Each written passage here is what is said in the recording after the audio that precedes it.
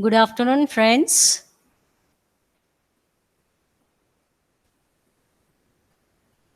We are learning our subject machine learning 3170724. In that, we are learning module 3, that is modeling and evaluation. So, what we want to see here is selecting model, training model, model representation, evaluating performance, and improving model. This module 2 is included for CO1 only, that is our course outcome. Now, when to use the machine learning? We've already seen a bit about machine learning. Let us see when to use the machine learning.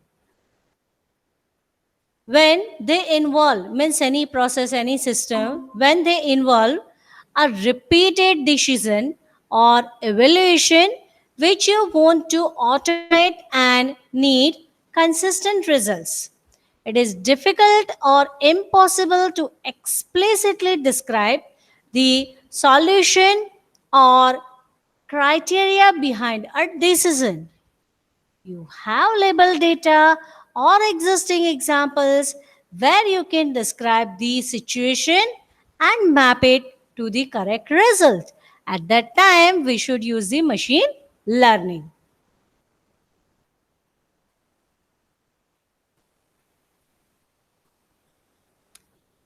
So, for machine learning model, what do we mean by machine learning model?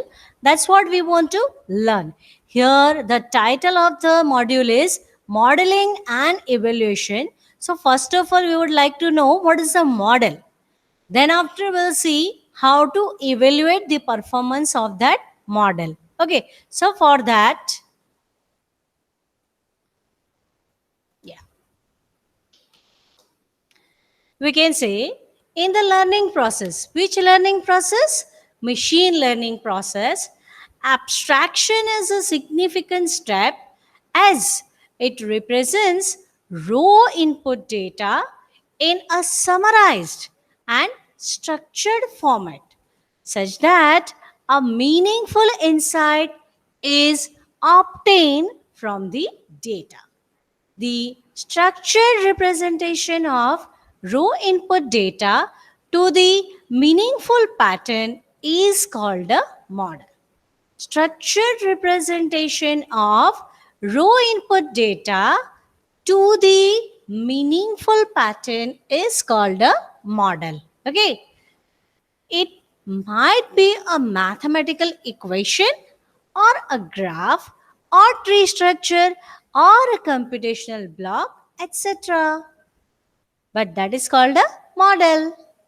The decision regarding which model is to be selected for a specific data is taken by the machine learning task is based on the problem to be solved and the type of data.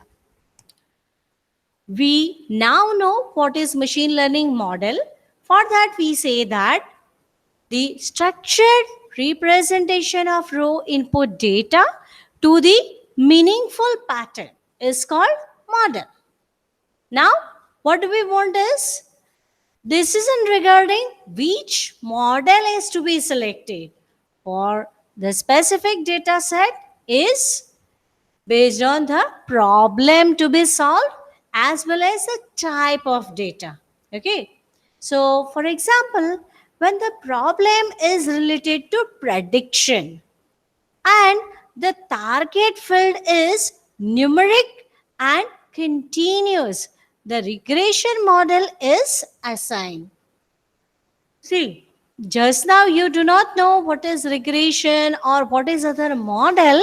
This is just to talk about that when the prediction is there, when you want to predict new values for unknown data, at that time we will be using the regression model but with the condition is that the target field for which we want to predict is numeric and continuous. Typically, we used to say that continuous, that is the real data, real number. Okay, typically we say the process of assigning a model and fitting a specific model to a data set is called model training. The process of assigning model, fitting a specific model to a data set is called model training. Okay. Once the model is trained, the raw input data is summarized into abstract form. A machine learning model is a file that has been trained to recognize certain types of patterns. You train a model over a data, providing it an algorithm that can be used to reason over and learn from those data. Machine learning models, say whatever features you considered, say accuracy should be this much, sensitivity should be this much, specificity should be this much. So that is what is being set for that particular model, that it should be this only. If it is so, or if it is better than that, you can say the model is successful. Otherwise, you can say that you have to retrain your model, right? So what we want is, we want to have the model, right? Model, whatever model we have taken, for that, what is to be done? That is to be trained to recognize certain types of patterns. We have talked of the example like elephant is here. So on seeing the elephant, your mind learns pattern of it, right? So that's what we are seeing here, that model will learn the patterns. It is trying to recognize certain patterns. Okay. You train a model over a data, whatever data we are providing. With that, you train a model, providing it an algorithm that can use to reason over and learn from those data. A machine learning model can be either descriptive or selective. A descriptive model, see the name itself suggests, descriptive. A descriptive model will exploit the past that are stored in databases and provide you with the accurate report. Unlike predictive model, a descriptive model serves as a way to explore the properties of the data examined, not to predict new properties. Can you see the difference? The name itself says the difference between descriptive model and predictive model. Descriptive model, right? Which can provide you the accurate report, but predictive model, that is used to explore the properties. What is it used to explore the properties? No, it is not, but it is to predict the new properties. That is what is predictive model. And what about the descriptive model? That is, it serves as a way to explore the properties of data which we want to examine, right? In a predictive model, it defines patterns found in past and transactional data to find risks and future outcomes. Predictive data mining predicts the value of one attribute on the basis of the value of other attributes, which is known as target or dependent variable, and the attributes used for making the prediction are known as independent variables. Y is equal to fun of x, where y is target variable and x is input variable, and fun, that is a function, that is target function. Related functions: cost, loss, objective functions. What are they? A cost function, also called error function, helps to measure the extent to which the model is going wrong in estimating the relationship between x and y. What is x? Input variable. What is y? Is target variable. In that sense, cost function can tell you how bad the model is performing. Got the point? Target function, right? Target function is where we are having, say, y is equal to fun of x, and y is target variable, x is input variable. Now we are talking of the related functions. There we can say cost function. Cost, whatever cost we have to pay to get something, isn't it? Simple meaning of cost, isn't it? Okay, so cost function helps to measure the extent to which the model is going wrong in estimating the relationship between x and y. In that sense, cost function can tell you how bad the model is performing. For example, R squared is a cost function of regression model that we will see later, right? See, you can recollect this when you learn those particular terms. But without example, just telling you that what it is, it doesn't make sense, right? I know you don't know these terms, but that we will see, isn't it? Loss function is most synonymous to cost function. Oh, it is similar. So, only difference being loss function is usually a function defined on a data point, while cost function is for the entire training data set. What is being said? Loss function is usually a function defined on a data point, on a particular data point, right? But cost function is used for the entire data set. So that's the difference. Machine learning is an optimization problem. What sort of optimization? We should try to optimize the cost. That means we should try to minimize the cost. Loss function, that also we should try to minimize, isn't it? We try to define a model and tune the parameters to find the most suitable solution to a problem. However, we need to have a way to evaluate the quality or optimality of a solution. This is done using objective function.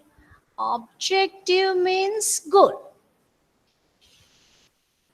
So objective function takes in data and model along with parameters as input and returns a value. Target is to find values of model parameter to maximize or minimize the return value. When the objective is to minimize the value, it becomes synonymous to cost function, right? Should we have cost that should be maximum? Obviously not. Cost is to be minimized, isn't it? So when the objective of minimizing the value, then we can say it is synonymous or which is similar to that of the cost function, right? We should always minimize the loss as well as cost, right? As for example, maximizing the reward function in reinforcement learning. Reward function, that is something to achieve, isn't it? So achieve, or you can say benefits, is to be maximized, and loss or cost, that should be minimized, right? So in reinforcement learning, maximizing the reward function, right? Maximize the posterior probability in naive Bayes and minimize the squared error in regression. These are the examples of what you can say is maximize and minimize the functions. We were talking of the predictive and descriptive models, and we want to know about which model we should select, right? Already we have a bit idea, that is descriptive, that means it will give us some report, right? But if we want to predict something, then we should use the predictive model, right? At least this much we know. Okay, so let us see it further. A machine learning algorithm creates its cognitive capability by building a mathematical formulation or function known as the target function based on the features in the input dataset. Just like child learning things for the first time needs her parents' guidance to decide whether she is wrong or right. In machine learning, someone has to provide some non learnable parameters, also called hyperparameters.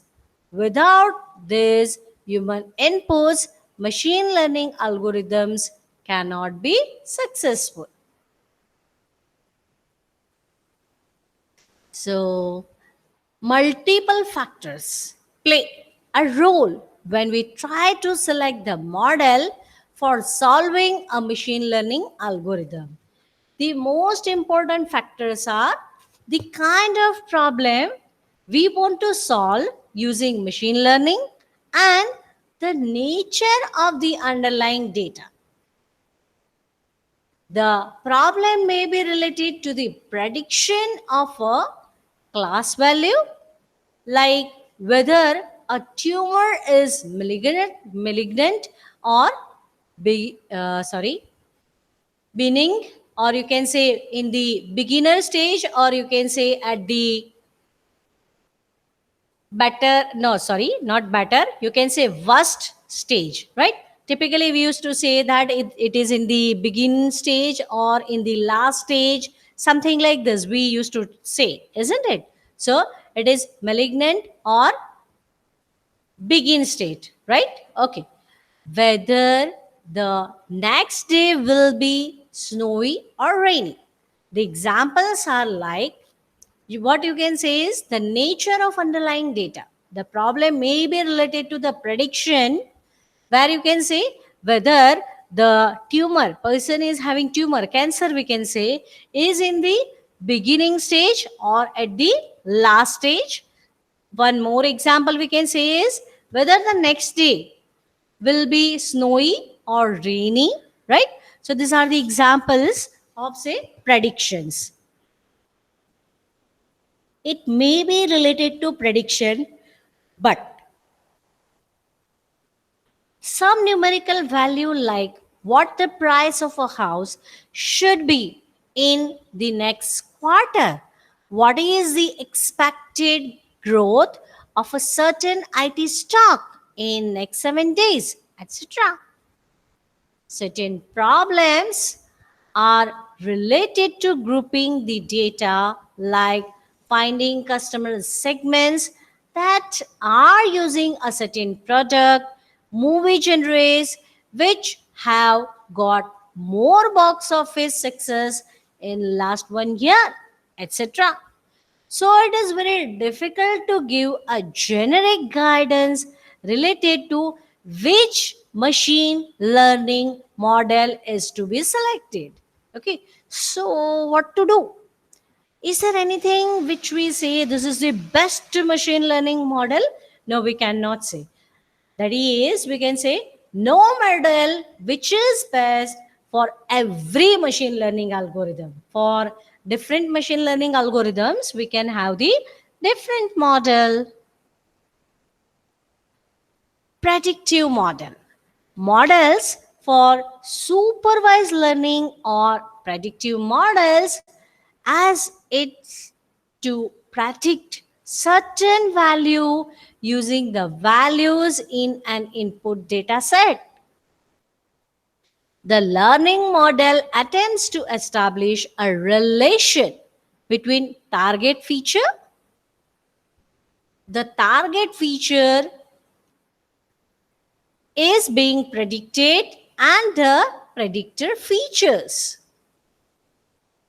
Using what? That is predictor features, right? Whatever is being predicted, that is called the feature being targeted. And with whatever features it is being predicted, they are called the predictor features. The predictive models have a clear focus on what they want to learn and how they want to learn, right? Predictive models, in turn, may need to predict the value of a category or class to which data instance belongs to. The examples are predicting win or loss in a cricket match, predicting whether a transaction is fraud, predicting whether a customer may move to another project, right? May move to another product. What do we mean by that?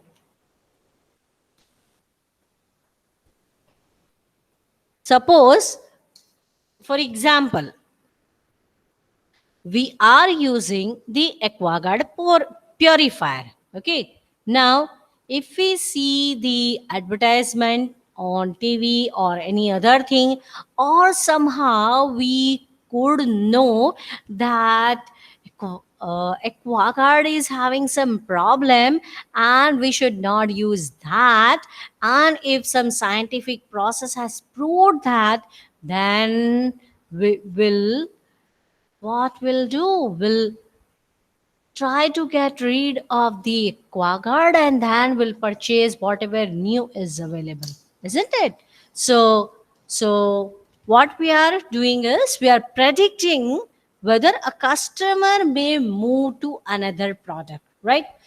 uh, Before few months I can say that it was too much in hype in news, that is Maggie is very harmful and very harmful products are being used in it, and you can say that many people have left eating it, right? And people have moved to other like Patanjali or other products, isn't it? So based on the situation, the things will be there, but what we are doing is we are predicting whether customer will move to other product or not, right? That's what we should check it out. If you feel that customer will move to the other product, then you should improve your products immediately to reduce your customers to move to other products, right? The models which are used for prediction of target features of categorical value are known as classification models. The target feature is known as class, and the categories to which classes are divided into are called levels. Some of the popular classification models include K nearest neighbor, KNN, Navy base, and decision tree. Predictive models may also be used to predict numerical values of the target feature based on predictor features. So, a few examples we can say: prediction of revenue growth in the succeeding year, prediction of rainfall amount in the coming monsoon. Let us see this time, say um 10 to 15 inches rain was there. Suppose in this particular season, 10 to 15 inches rain was there. So, what will be there next year? Will it be having more rain or not? Or what percentage we will be having in the coming monsoon? Prediction of potential flu patients and demand for flu shots next winter. These days we are talking of corona, right? So you can see that prediction of corona students and in the demand for hospitals of that, the demand of the vaccine for that, right? So these things are the examples of what predictive models, right? The models which are used for prediction of the numeric value of the target feature of a data instance are known as regression models. Linear regression and logistic regression models are popular regression models. There are multiple factors to be considered while selecting a model. As for example, while selecting the model for prediction, the training data size is an important factor to be considered. If the training data is small, low variance model like Navy Base are supposed to perform better because model overfitting needs to be avoided in this situation. Similarly, when the training data is large, low bias models like logistic regression should be preferred because they can represent complex relationships in a more effective way. Now we'll talk of the descriptive model. So, models for unsupervised learning or descriptive models are used to describe a data set or gain insight from a data set.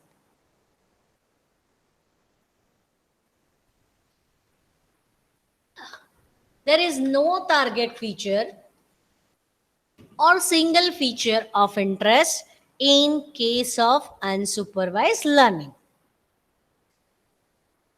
Based on the value of all features, interesting patterns or insights are derived about the dataset.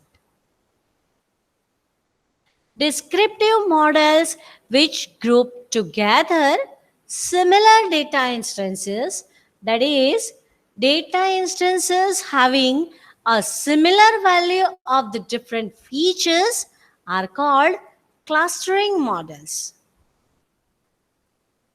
Examples of clustering include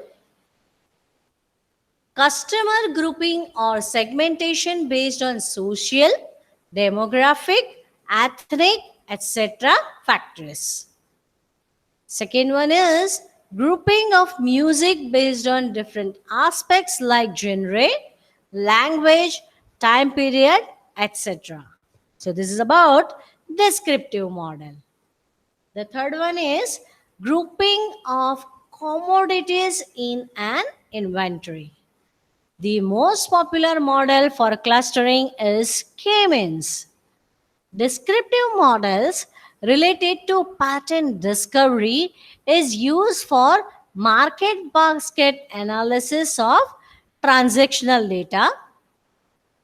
In market basket analysis, based on the purchase pattern available in the transaction data, the possibility of purchasing one product based on the purchase of another product is determined. Typically, we used to say that if person purchase bread, will purchase butter, right?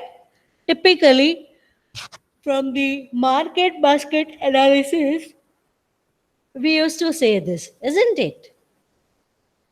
One more example, that is, transactional data may reveal a pattern that generally a customer who purchases milk also purchases biscuit at the same time. This can be useful for targeted promotions or in-store setup. Promotions related to biscuits can be sent to customers of milk products or vice versa.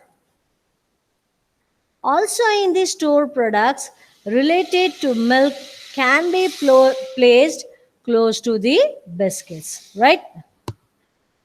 For whichever products we are having some scheme or we can say some discount, those can be put together or nearer. That will be better for the customers. Okay.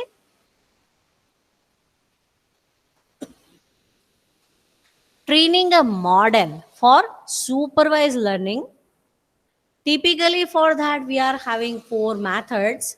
One is holdout method, second is k-fold cross validation method, third is bootstrap sampling, and fourth is lazy versus eager learner. So let us see about the holdout method, what it is. In case of supervised learning, a model is trained using the labeled input data, right? If it is supervised learning, we know that we are having the labeled input data. However, how can we understand the performance of the model? The test data may not be available immediately.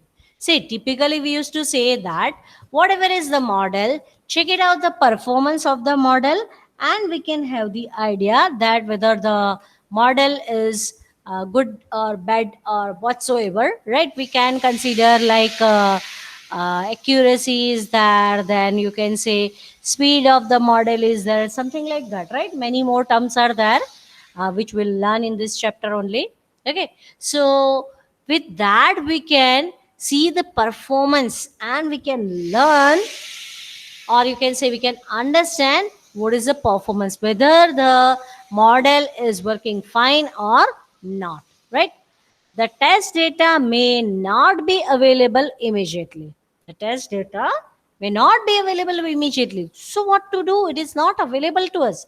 So how to test it? Also, the label value of the test data is not known. That is the reason why a part of input data is held back. That is how the name holdout originates for evaluation of the model.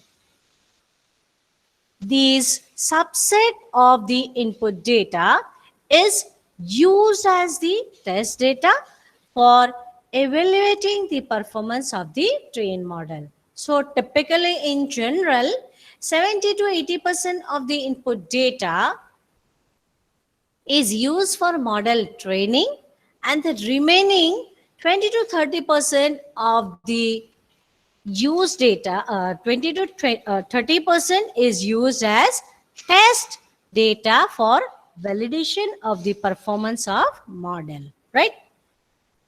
However, a different proportion of dividing the input data into training and test data is also acceptable. Typically, people are using 70 to 80% input data as the data to train the model, and 20 to 30 percentage we are using for the test data, right? However, a different proportion of dividing the input data into training and test data is also acceptable. So it is nothing like 70 to 80 percentage only is there for input data, but it can be different also. To make sure that the data is both the buckets in both the buckets are similar in nature, the division is done randomly. Random numbers are used to assign data items to partitions. This method of partitioning the input data into two parts, training and test data, which is by holding back a part of input data or validating the trained model, is known as the holdout model. The method of partitioning the data. Which data? Input data. Into two parts. What are those two parts? Training data and test data. By holding back a part of input data for validation. Right? That is called the holdout method. Once a model is trained using training data, the label of the test data are predicted using the model's target function. Then the predicted value is compared with the actual value of the label. This is possible because the test data is a part of the input data with known labels. The performance of the model is in general measured by the accuracy of prediction of the label value. So here is the holdout method. What do we typically says? Input data, from that we are having the 70 to 80 percentage training data and 20 to 30 percentage test data, right? And performance will be measured by the validation data, and that is also part of the input data. In certain cases, the input data is partitioned into three proportions: our training data, test data, and third is validation data, right? The validation data is used in place of test data for measuring the model performance. It is used in iterations and to refine the model in each iteration. The test data is used only for once after the model is refined and finalized to measure and report the final performance of the model as a reference for future learning efforts. An obvious problem in this method is that the division of data of different classes into training and test data may not be proportionate. This situation is worse if the overall percentage of data related to certain classes is much less compared to the other classes. This may happen despite the fact that random sampling is employed for test data selection. The problem can be addressed to some extent by applying stratified random sampling in place of sampling. So, what is that? In case of stratified random sampling, the whole data is broken into several homogeneous groups or strata, and a random sample is selected from each such stratum. This ensures that generated random partitions have equal proportions of each class. Now we would like to know k-fold cross-validation method. That is, we can say a specific case of our holdout method, right? So let us see that. Holdout method employing stratified random sampling approach still heads into issues in certain specific situations. Especially the smaller data sets may have the challenge to divide the data of some of the classes proportionally amongst training and test data sets. A special variant of holdout method called repeated holdout is sometimes employed to ensure the randomness of the composed data sets. In repeated holdout, several random holdouts are used to measure the model performance. In the end, average of all performances taken. As multiple holdouts have been drawn, the training and test data are more likely to contain representative data from all classes and resemble the original input data closely. This process of repeated holdout is the basis of k-fold cross validation technique. What is that? Multiple holdouts have been drawn. The training and test data are more likely to contain representative of representative data from all classes and resemble the original input data closely. This process is called the k-fold cross validation. Okay.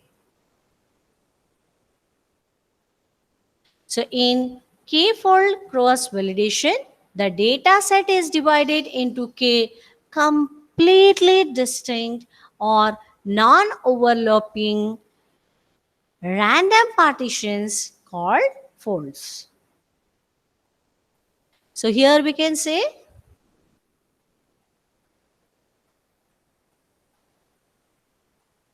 here this is k-fold cross validation method, right? Input data is there, and here we are having the k folds. That is, you can say that we are having the whole data divided into subparts, right? Whole data divided in subparts. Then after, this is used as the training data, this is used as the test data, and then we can say that we'll be having the whole data, isn't it? Because few is training data, other is the testing data. So here, what is the case? That is, you can say that in iteration 1, test fold 1, test fold 2, test fold 3, test fold 4, test fold k. This is the way the k fold cross validation method works. The value of k in the k fold cross validation can be set to any number. However, two approaches which are extremely popular.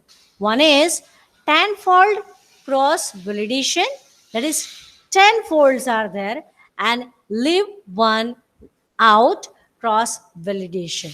Two are there, they are the popular approaches of K fold cross validation method.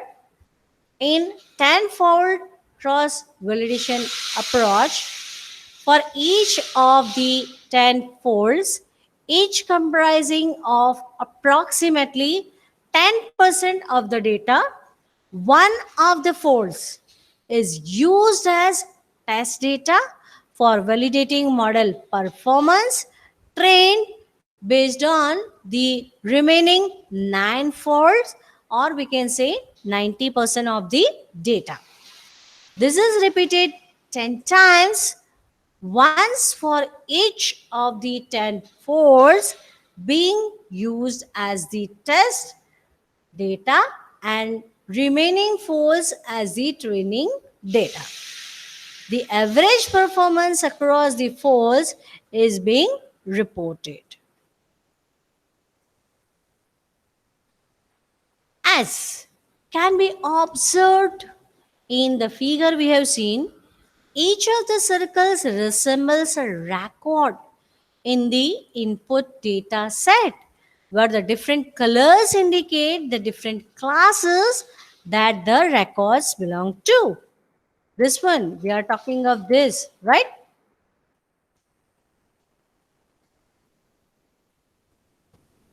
The entire data set is broken into k folds, out of which one fold is selected in each iteration as the test data set. The fold is selected as test data set in each of the k iterations is different. The figure says the circles resemble the records in the input data set.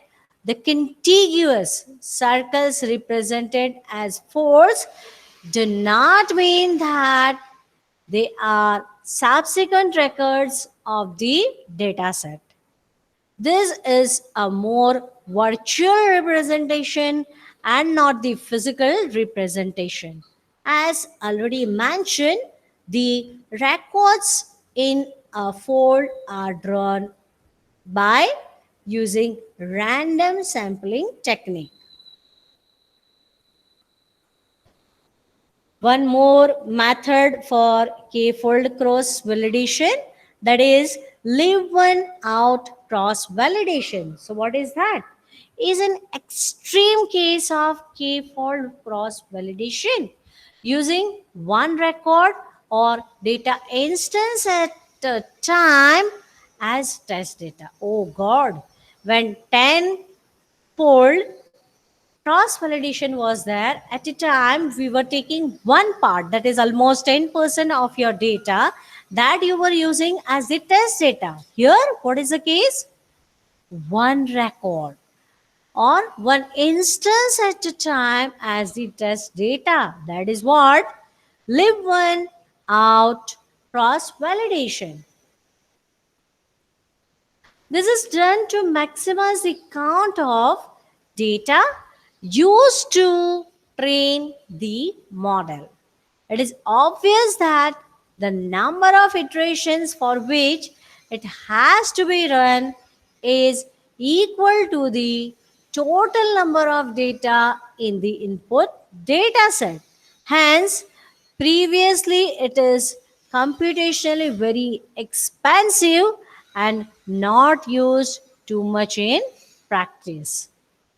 So that's all for today.